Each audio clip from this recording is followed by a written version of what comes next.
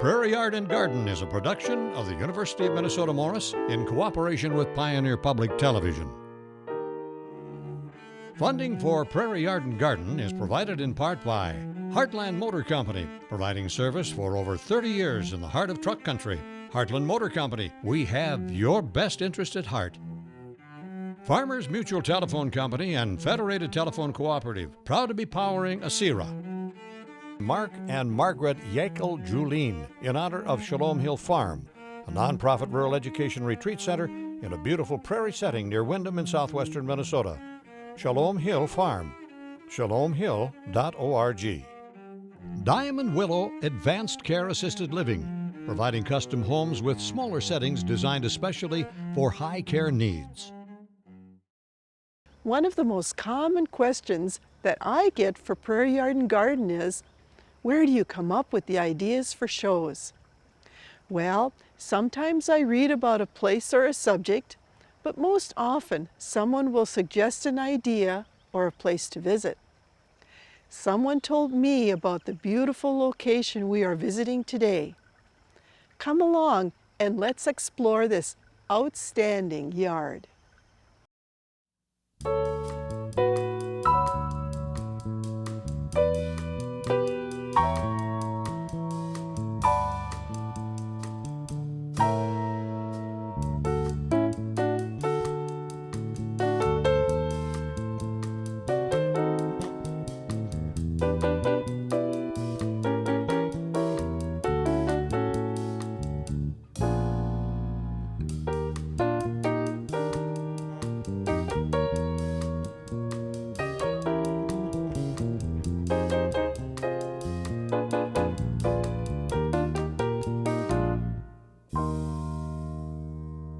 Many of you know and remember Larry Ziliox, the previous host of Prairie Yard and Garden. I was visiting with him last year, and he told me about this outstanding yard near Alexandria, Minnesota. Now, Larry has a gorgeous yard himself, plus he has seen many lovely yards in his years as the show host. So when Larry says a yard is outstanding, I called Bruce and Terry Kakak right away, and they agreed to let us come and visit. Welcome, Bruce and Terry. Thank you. Thank you. Now tell me, how long have you lived in this location? Well, we broke ground on Bruce's birthday in 1989, October 21st, and we moved in February 1st of 1990. Was this an established yard, or were there a lot of trees and shrubs here when you came? No, it was a basically open lot. We had some of the amber maple hedge around the edges and a few evergreen trees, but it was basically an open lot. Where did you start? I mean, you have a surrounding yard of beauty. How did you get started? Well, I started with the gardens with some of the plants from Terry's grandmother's place down in Odessa. And we moved the plants into some of the gardens here, and I started with those gardens, with those perennial plants. Were there a lot of trees here when you came? Not very many trees. A lot of these trees we planted as small trees, and some even grew up from seed. One of the black walnuts grew from seed in one of my sunny perennial gardens, and then I had to move the sunny perennials to the shade or to another spot and build a shade garden. Okay. And that was going to be one of my questions. Do you have a lot of shade or a lot of sun or some of both? Well, it ended up some of both, but I have a lot of hosta in the shade gardens and keep moving back and forth where the shade fits or where a tree is gone and move the sunny perennials to another spot. You have a lot of privacy here in your yard too. Did you plan that, and what plants did you use to achieve that? Well, some of the planting around the edges was natural, and some of the amber maples And I've, over the years, tried to let some of the natural chokecherry and elderberry and some of the wild shrubs remain because of, I like the bird habitat. And they get fruits and stuff so that the wild birds will Yes, enjoy that. fruits and shelter. Oh, okay. He even leaves dead trees for them to live in. Oh, and We have an apple tree that has a lot of bird holes in it. well, I was just going to say, I've heard that that is actually a very good thing for the critters to leave some. Yes, they favor the tree for nesting, and then they like the woodpeckers use the bark for food a lot of times. How did you decide where the beds were going to be? Well, they sort of just evolved of wherever the shade tree was or where the sunny spot was, and eventually they grew and grew until Ever expanding. I had to have a new spot for the sun plants and a new spot for the shade plants, so we kept growing the gardens. And when 2 large evergreen came down, that was a perfect place for a new garden. Well, I was going to ask about that. You know, this past winter was really hard on plants for many people. So did you lose some plants this winter or this spring from the winter? Oh, there was a few perennials, some of the less hardy perennials that I lost, but it was a hard winter on a lot of the plants. Even the hosta, some of them had a hard time coming back this spring. Did you have to prune out things then, or did you even have to remove stuff that was so damaged? I removed some, and of course there was always a replacement to put in. I found a new plant Or divided something. Okay. Well, you had mentioned that you lost a tree then. So what did you do to that bed then to make it different? Well, it's a perfect place for the sunny annuals and some of the perennials, that a new spot for them. And I used it for some of the spring bulb plants, the tulip plants and stuff that bloomed in the spring, and now it's evolved into a summer annual garden. Do you do a lot of annuals or a lot of perennials or some of both? A lot of both. It's quite a bit of both. I like the annuals to fill in the summer for added color when the perennials bloom. When you tag team the yard, does one of you do part of the things and the other things, or do you do everything together, or how do you divide up who does what? Bruce does all the beds because I have new knees and I can't get down on my knees anymore. And I pretty much take care of the planters, the container gardens. Okay. So when you plant the planters, do you pick out the plants that you want in them?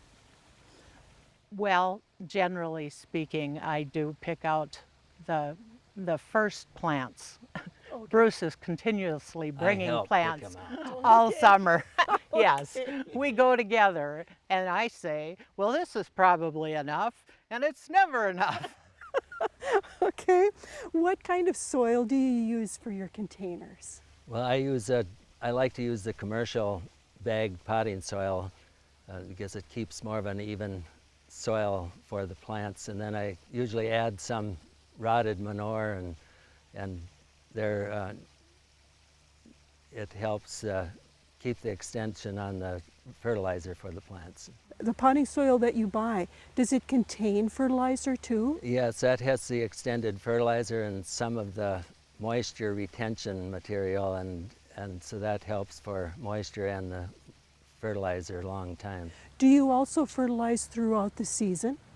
Yes, I try to add some liquid fertilizer several times in the early part of the summer anyway. I like to do it half strength because I try to be more careful with the risk of over-fertilizing is reduced then. How about your perennials then? Do you fertilize them throughout the season too?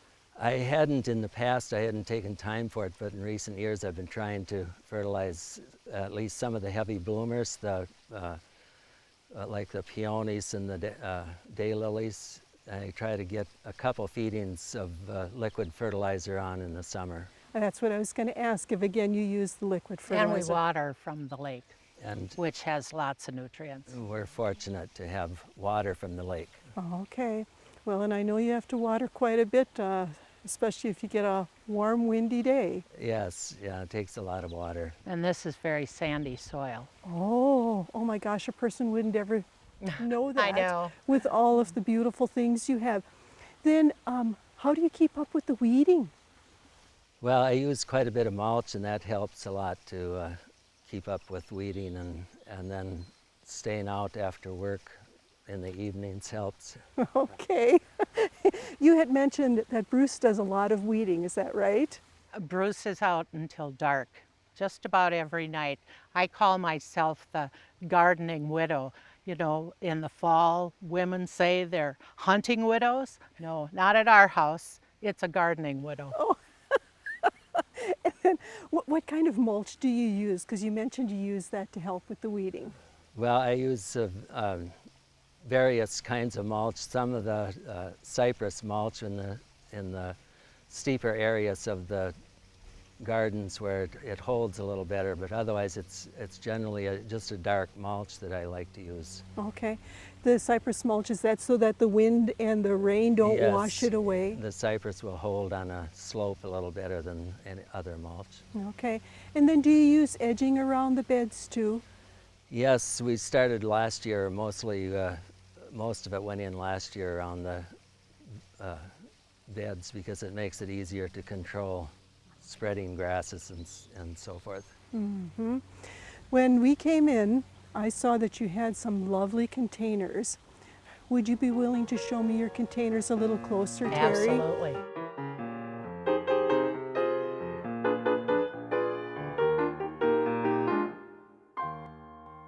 Terry, these planters are beautiful. Thank you. What did you pick? What kind of plants? Because this looks like it's kind of a shady area. It is. It is. These are angel wing begonias, and coleus are good in the shade. The ferns and this vine is new this year. We haven't used these before, but it makes a nice pot, makes a nice arrangement. It is just beautiful. I like the way it fills it out, and yet the different textures look so nice too. Right. Do you use kind of the same thing from year to year, or do you pick different plants each year? You know, we just seem to pick everything every year. I mean, as you go around the yard, you'll see we have from succulents to petunias. I tried to go without petunias one year because I thought it would be less deadheading, but it just wasn't enough color. So I still ended up going back and buying more petunias. Okay, so you do deadhead? Oh yes, every 2 days I'm out deadheading. Jack, my dog, and I are out every couple of days. How many pots do you have? You know, I counted once and it was over 50. Really? Yes. So how long does it take you to go through and deadhead? We're usually out 2 or 3 hours. Well, they are beautiful. And then I actually saw some succulents too. So you have some of those now? Yes, we started doing succulents mostly this year. We've had a few in the past, but we got quite a few more this year, and I hope that Bruce will bring them in the fall so we can winter them over. I was going to ask if you take some of your plants in over the winter. Oh yes, and one year Bruce brought in a pot with a snake in it. He didn't know it was there, Sure. but he didn't tell me about it for a couple of days either. It stayed in the basement. Be sure to look inside the pot before you drag it in. I like the idea that you have used some coleus. You actually have several different kinds in here, don't you? Yes, I like a variety of accent plants. I always think of them as background plants. So yes, and they're good in the shade. Does this area get any sun too? We do get afternoon sun. Most of this on the step is in the shade, but those plants over there, the succulents and petunias, they get afternoon sun. Oh, okay. Now I have coleus at our house too, and I noticed that mine were getting some blooms on. Do you clip the blooms off yours? I do. These don't seem to have bloomed at all this year. Really? I don't know. Yes, I usually have to pinch them, but I haven't had to this year. Okay. You have sun and shade here, but I just love this beautiful entrance to your home. Well, thank you. We love it too. My son worked for an architect down in Excelsior, and he designed this porch for us.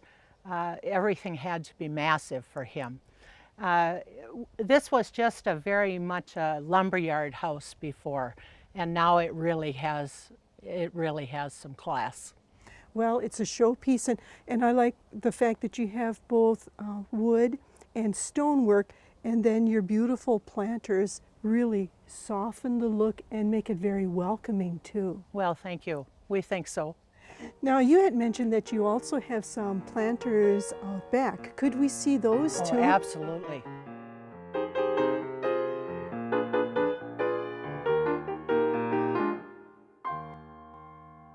Well, Mary, I have decided this year that I want to put plants around our beautiful patio that would repel insects, especially mosquitoes. So I've used grasses, lemongrass and basil, and marigolds are good for repelling mosquitoes. I've never really liked marigolds, but this year I did it, anything to try to get rid of the mosquitoes. And every year I use this little yellow flower. I just think it's such a happy little flower. It just kind of makes my day. And this is a lemongrass. And that also helps repel mosquitoes, I've been told. That's right. Well, with all the rain we've had this year, I think you were pretty smart to do that too. Well, it seems to help. We also have marigolds in this pot. And scented geraniums also are supposed to repel mosquitoes. And again, marigolds.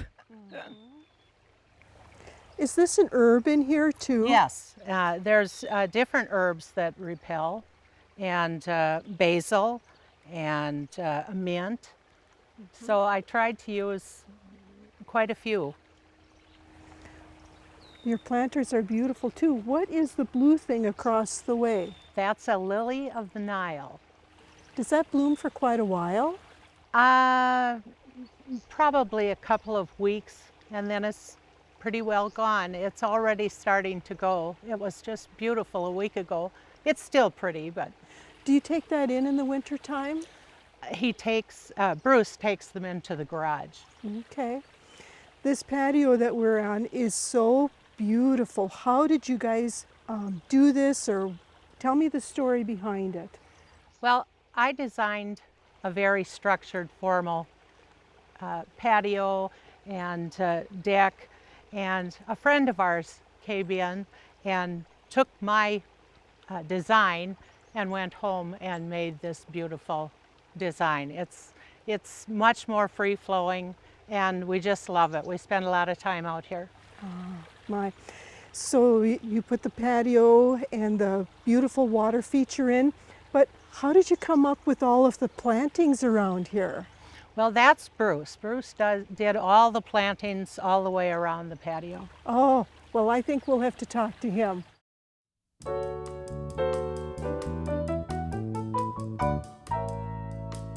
I have a question. My neighbor has this nice, large shrub with very large blooms. What could it be? You know, it's very likely the species right behind me, Hydrangea paniculata. There's two main species of hydrangeas. There's the ones that have the low mounded form with the big rounded clusters. A lot of times the cultivars are Annabelle or Hills of Snow, although there's many new ones. But the taller blooming hydrangeas that have the little more pointed flower clusters are, the old variety was PG, but now the one that most nurseries are selling is Limelight, which is this one behind me. It just puts on a fantastic display. And there's really, some of the roses are blooming this time of year, Hope-and-Tilla, but no large shrub is putting on a display like this in August. And so it's really, this time of year, it's a welcome to have these beautiful flowers. It could be a screen, it could block an unattractive view. It could be a great, we don't have space here, but plant perennials or shorter shrubs in front of it. And a really valuable plant for the landscape. It's very likely a plant very like this one. Ask the Arboretum Experts has been brought to you by the Minnesota Landscape Arboretum in Chanhassen, dedicated to enriching lives through the appreciation and knowledge of plants. Bruce, how did you decide what to plant here by your water feature?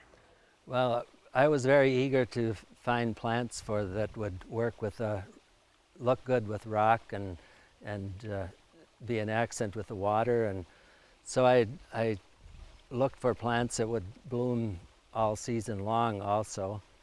And we wanted plants that would stay low enough so that our view to the lake wouldn't be inhibited. And so I picked perennials that some which I had in my yard and my gardens, and then I purchased a few that would match. But we were very excited to move plants in and that would look good with the rock. Well, I see you have some irises in here, so that would be early season color. And then you picked some spruce, and I assume that these stay shorter. These are very small and slow growing spruce. Okay. And then sedum also over there, and that's always a good one with rocks and fall color. Yes, we enjoy that color in the fall, and along with some, I got to have a few asters. Oh, they're wonderful for the fall coloring. That's right. Yes.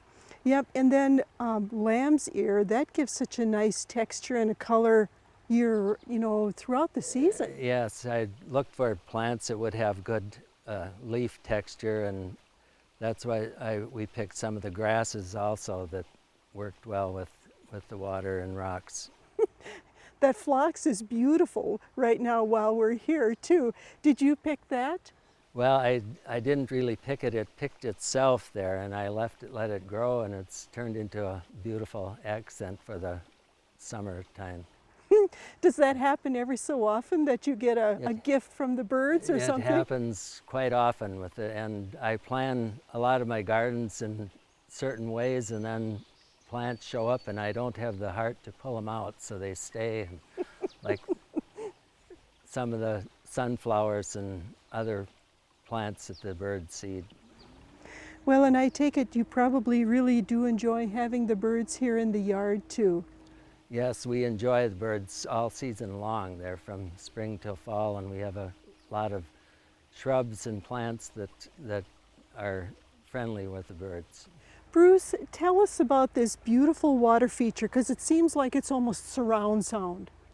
Yes, it turned out really well. Our friend designed a pond up on the upper level where Terry had wanted some kind of a water feature up by our wonderful weeping willow. And he started the pond on the upper level and then gradually made a stream that surrounded the patio down to our lower level, that there's actually a waterfalls on the lower level. And then there's a pump that circulates the water back up to the pond. So there's water that in a stream that surrounds the whole patio. And how many falls does it have in it? Well, we have two falls that down to the lower level, but there is a gradual trickling down of the water through the rocks. It's a soft sound all the way around. Okay. Do you have to take care of this or do anything special with it in the summertime? There isn't too much care for it. If I need to drain it out, I just shut the pump off and it'll drain out. And for the fall, it's just to drain the water out and take the pump inside. And then it's a little bit of work with cleaning. I use a leaf blower to blow out the leaves in the fall and then again in the spring. Otherwise, there's very little maintenance with it. Well, I was going to ask, do you have to cover it at all so that the snow doesn't get in there and maybe melt and bust anything over the winter?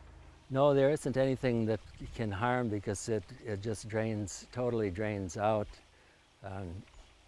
That's fairly easy to keep up for the winter upkeep.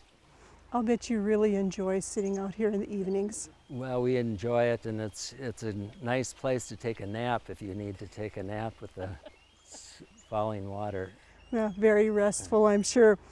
Bruce, this is just beautiful. Is there another area of the yard that you want to show us? Yes, if you follow me, I'll show you.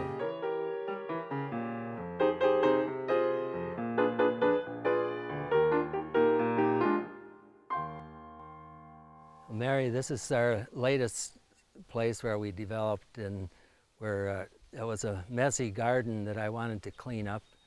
And Terry had an idea for a garbage area to store our dumpsters at. Yes, I wanted just a nice little wooden corral to put them in. And well, by the time we priced what the wood would cost, we could get this little Rubbermaid shed. Well, that was the beginning of this patio, the screen behind us. Projects are never simple at our house. Well, it's very, very beautiful too. But one thing I wanted to ask about is, how do you keep the lawn so gorgeous? Well, I'm not interested in the lawn very much, but our son was a lawn expert, and he took over and helped us get our lawn looking very good, nice. Okay, and then who does all the mowing? I do the mowing. Oh, wow. That's my other way to get outside besides deadheading. Okay. And then with all of this beauty, do you have any trouble with critters? Not too much. We don't have, I have a few rabbits that don't seem to bother too much, but with using all the mulch, I do have quite a bit of problem with slugs, especially on hostas. What do you do for that? Well, there's a bait that I've found that I purchased. I believe it's an iron sulfate that I sprinkle on the hostas, and that does seem to help eliminate them. Terry and Bruce, has your yard ever been part of a tour?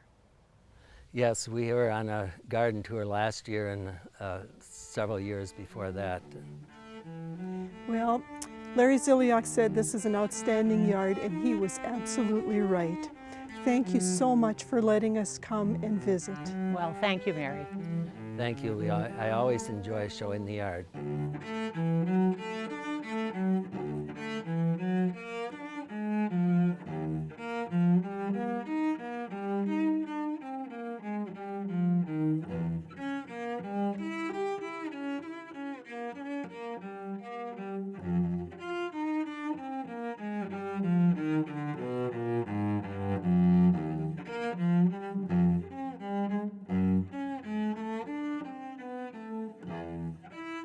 Funding for Prairie Yard and Garden is provided in part by Heartland Motor Company, providing service for over 30 years in the heart of truck country.